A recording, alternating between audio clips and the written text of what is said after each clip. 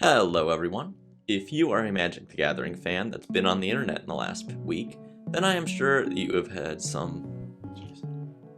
Then I am sure you have seen some of the weird and wild commanders that have been revealed from the mystery boosted commander boxes.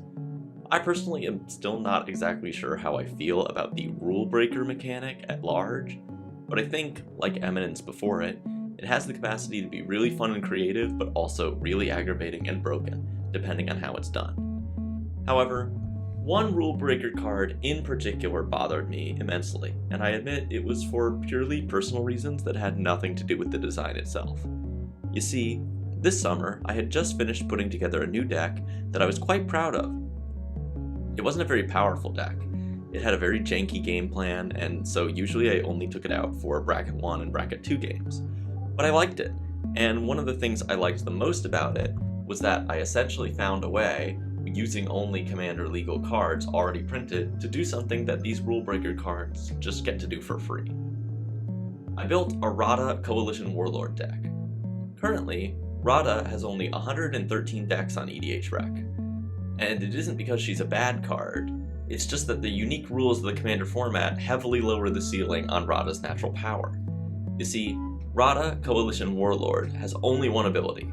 When she becomes tapped, another target creature you control gets +X/+X until end of turn, where X is the number of basic land types you control. Because of the rules of Commander, it's obvious why Radha isn't that desirable in the command zone. The same is true for other multicolored uncommon legends from Dominaria United, like Bortuk Bone Rattle and Zale Avazoa Aeronaut. Since you only have access to 2 of the 5 basic land types in your deck, Radha's highest potential buff crashes from +5/+5 to +2/+2, and an extra 2 damage per turn is hardly going to change the outcome of an average EDH game. So in order to make Radha have real impact again, a player needs to find a way to circumvent this color identity restriction. There are certain cards in Magic that turn all of your lands into all 5 basic land types. Dryad of the Elysian Grove is one such card that is very useful for general purpose ramping in green decks.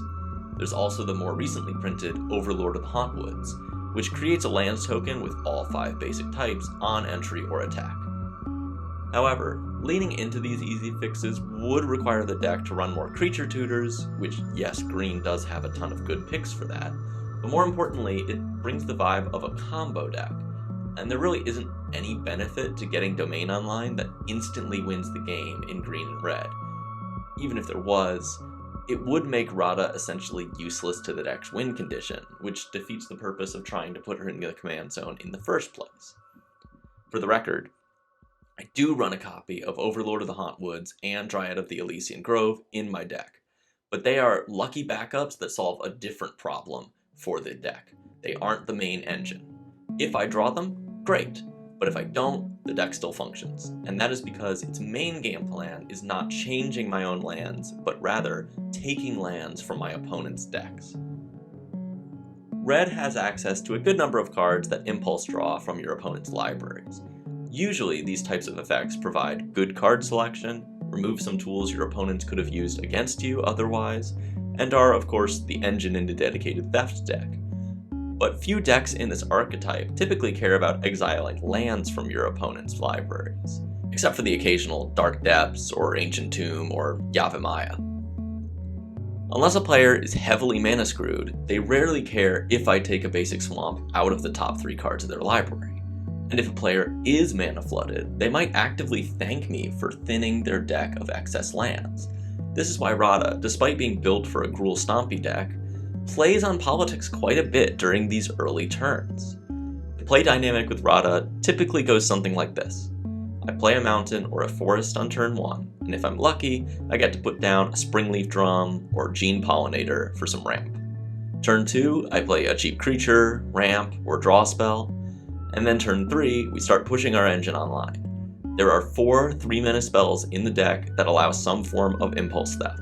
We have the colorless Dream Thief's Bandana equipment, as well as Breaches, Brazen Plunderer, and Mezio Mugger's Blitz cost in red.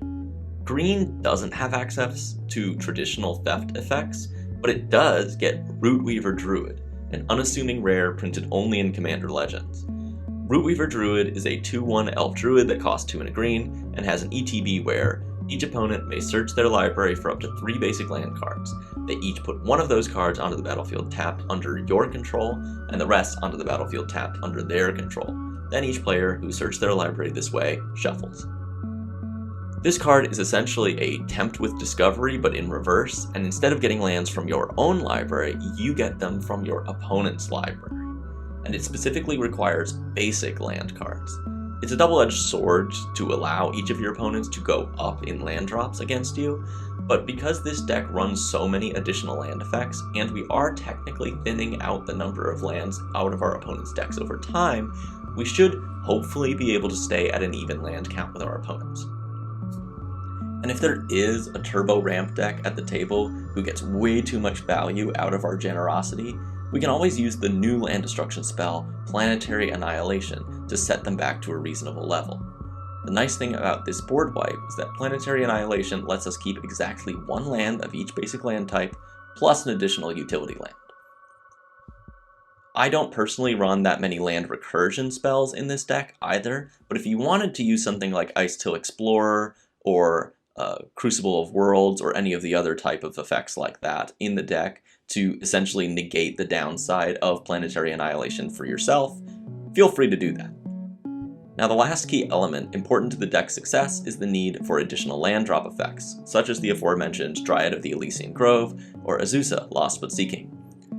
The whole strategy falls apart if the cards you exile can't be played because you already put down a forest or land from your hands this turn. Like I said, while I think this deck is really cool and is able to work well at its particular goal, it is very fragile and it isn't built to operate at high power environments. You need to draw cards in specific orders to make the deck's mechanics function together. If you look at your opening hand and you don't see at least 3 lands, 1 theft card, and 1 additional land drop enabler, you should mulligan. Once you've stolen a land or 2 from your opponents, you should be able to get Radha out of the command zone on turn 4 or 5, with the help of tap enablers such as Springleaf Drum, Gene Pollinator, Redcap Raiders, or any creatures with Saddle or Enlist. You can tap Radha immediately without needing her to have haste, and these tap effects will also keep her safe in combat, since Radha can't give herself the buff from her own triggered ability.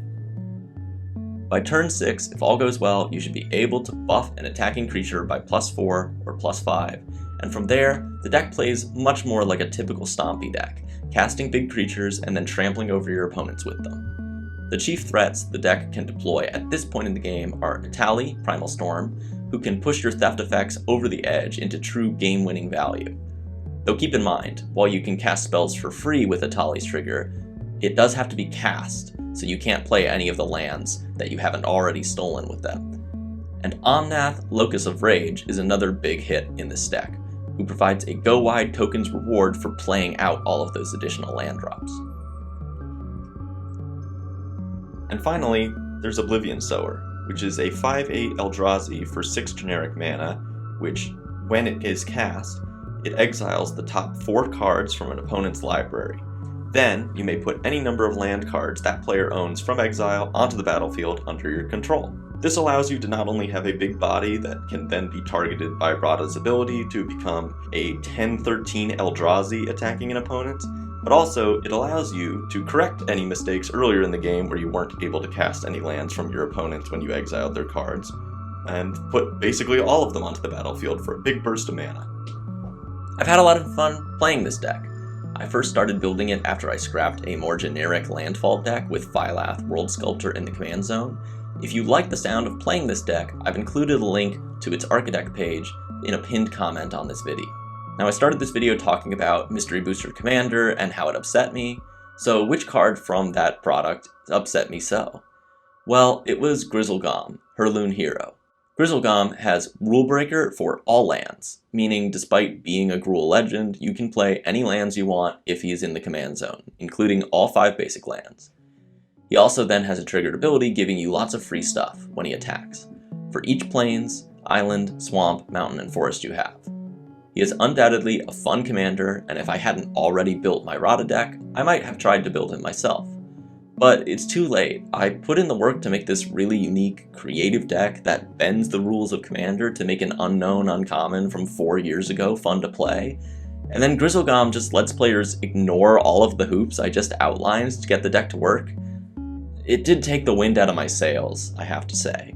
But after a few days of mulling it over, I realized that Grizzlegom isn't exactly a linear improvement on everything this deck is trying to do. Yes, Grizzlegom solves the issues of gathering plains, islands, and swamps, which means you can cut most of the theft effects, extra land drop slots, and even Overlord of the Hauntwoods and Dryad of the Elysian Grove if you so choose. However, when Grizzlegom's attack trigger goes off, he actually checks each land's type for every land you control of that type, whether they are basic or not. This encourages a strategy of playing as many dual lands and triomes with multiple basic land types as possible, so that each land you put down triggers multiple of Grizzlegom's rewards. It does change the mana base than what I did for Radha, Coalition Warlord. We're both playing in a very similar space, dealing with domain in green and red, but it is big enough for the two of us. So maybe my deck isn't totally obsolete after all. And in even better news, there are some more niche cards from Mystery Booster Commander that initially flew under the radar early that I'm looking forward to picking up for this deck. Like Dragon's Smile, which is absolutely perfect as a top end for this deck, since it's an evasive vehicle that impulse steals from the opponents you hit it with, allowing you to tap Radha for free and keep the engine of theft going. Thanks for watching this video. This is the first video I've ever made talking about one of my own personal EDH lists before. I hope you enjoyed it. Would you like to see more EDH deck building videos from me? Let me know in the comments below. Thanks again, and have a great day.